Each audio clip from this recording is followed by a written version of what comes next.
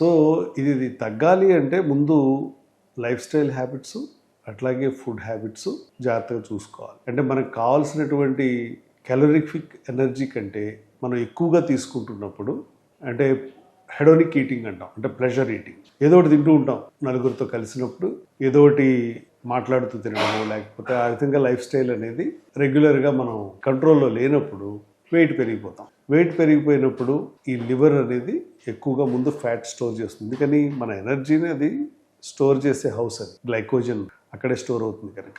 So అందువల్ల ఒక స్థాయి దాటిన తర్వాత డెఫినెట్గా ఇది ఉంటుంది. ఇది రాకుండా చూసుకోవాలి అంటే వ్యాయామం ఉండాలి, వాటర్ తాగాలి. వాటర్ అంటే సరిపడా తాగాలి, కనీసం 10-12 గ్లాసులు నీళ్లు తాగాలి రోజు. అలాగే నిద్ర అన్నిటికంటే ఇంపార్టెంట్. 10-11 కల్లా పడుకోవాల్సి ఉంటుంది రాత్రిపూట.